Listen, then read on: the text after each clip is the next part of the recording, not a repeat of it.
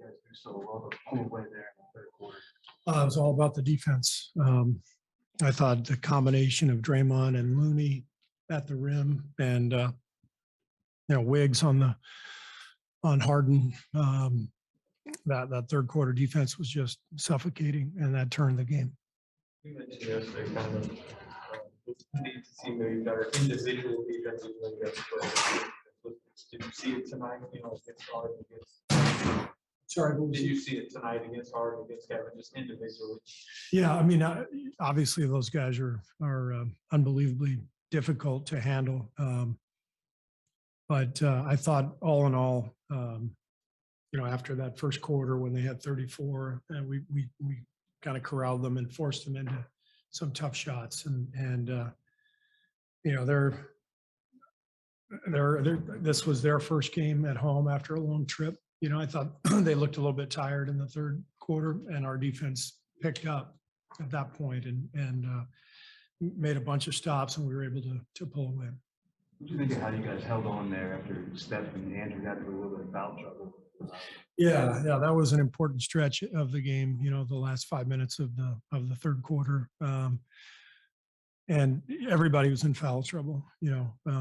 We were just reaching like crazy over and over again. Steph had 3 and just dove into somebody's legs for a loose ball. JK had 3 and raked somebody across the wrist. So we've got to get smarter. We've got to get wiser with our defense. The defense is fantastic. It's suffocating, but it has to be done without fouling. So as pleased as I am with the results of tonight and the effort of tonight, we've got a ways to go. We got the fouling, the turnovers, the lack of offensive execution. It's glaring, but the great thing is we're winning because we're playing with great passion and energy and great defense. Speaking of which, how was Draymond's? What did you think of Draymond's defense, especially on KD in the third quarter? You can't do a better job defensively than what Draymond did tonight. Kevin is, I've said it before, he's the most talented basketball player ever. I mean, in terms of, that size and skill and ability to get any shot he wants. He showed it in the first quarter. He got anywhere he wanted. And then I just thought we stayed with it, and that was the main thing. And that third quarter performance, Draymond was with him everywhere he went. And you can't possibly do a better job than what Draymond did. You coached him. Do you think of any other duels that remind you of? We're talking about one of the great offensive players of all time against one of the great defensive players, like on the perimeter. As someone who's seen a lot this game, is that kind of amazing to just watch those? Michael Cooper and Larry Bird, but I'm older than you guys, so Raymond knows all about that. Yeah. Another one for the memory bank, Steve. Can you remember another quarter where Kevin Durant goes 0 for 8 from the field? I didn't realize he was 0 for 8. So no, I cannot remember that. A couple weeks ago, it's too soon to say the world is back. The energy was back when you guys are coming into a building. Can you start to feel it now with the way that you all are winning and the way that guys are performing and the crowd's responding? Yeah.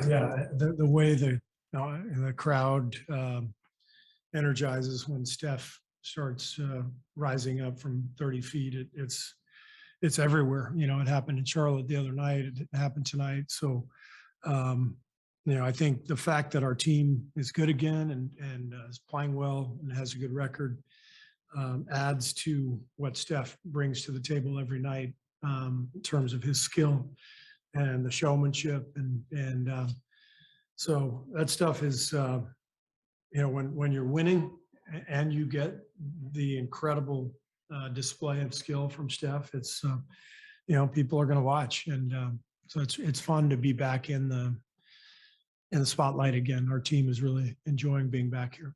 Your offensive rating is back to being one of the best in the league. Just after all these years, what makes the system so difficult to defend? Steph Curry. I'm not kidding. Steph is there's never been anybody like him. So he's an offense just by himself. He's an offense because he's going to pull defenders with him 35 feet from the hoop. And then it's a matter of putting smart people around him like Draymond, like Andre, and many others who are going to take that defensive attention that Steph gets and then make behind the play when Steph gets the ball out of his hands. So the fact that Steph can be dominant on and off the ball is what makes him unique. There's nobody in the league now, or as far as I'm concerned, ever who had that combination of on-ball skill and pick and roll dominance, but the off-ball game of Reggie Miller or Rip Hamilton or somebody flying off screens. That combination has never been seen. You've used box and one lately, so triangle two tonight. Why are you finding that an effective, change up? I just think that it's something that we thought about a lot in the summer and worked on in training camp, and I think if we can at least throw some different looks at teams, it's helpful. It's not always going to work, but you just want to be able to change up coverages and make people think a little bit. The NBA is such a rhythm league now. Everybody kind of runs the same stuff. There's a million pick and rolls. It's hard to defend all the 3-point shooting. So you have to at least be able to mix it up defensively, and that's all we're trying to do. You mentioned the fouls earlier, but what do you think of the way Kuminga played, a rookie on this kind of stage, just his overall game? Yeah, he's got a lot of poise. He does a really good job defensively of using his size and athleticism, and generally does not foul. He picked up some tonight, but I thought a couple of them were unwarranted. He'll get more respect as he goes in his career, but he's got a really good feel for defending multiple positions, and that's a hard thing to find. So we're excited about it. You mentioned it a bit, but do you get somewhat surprised at how popular Steph gets on the road, especially? No, because he's going to come here once a year.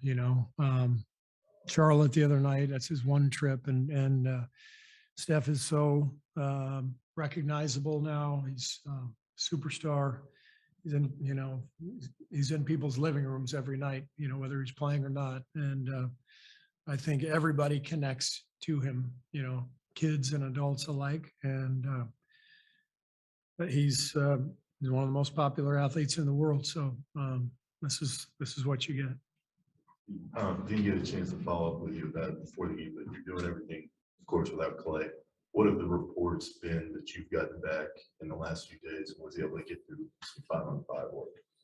Yeah, he played 5-on-5 yesterday, and then I think he's going to play 5-on-5 tomorrow. James did not play; he hasn't been cleared yet for 5-on-5, but Klay did, and I got good reports, and he's got to keep going. A 2-year absence requires a lot of work, not just the rehab, but the endurance, the strength.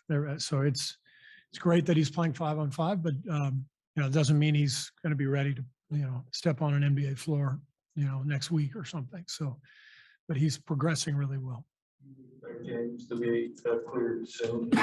Yeah, I hope so. The injury that he suffered. Everything is clear with so there's no structural issues or anything. It's an injury that requires a lot of sort of give and take and daily maintenance and kind of checking in on how he's doing. You remember last year Jaren Jackson had the same injury, and it's a long process, but he's doing really well, and his attitude is great, and we obviously can't wait till he's back and able to play, but just got to be patient. With that in mind, semantically, it's safe to say Klay's cleared for contact, at least if he's doing 5-on-5 work. Yeah,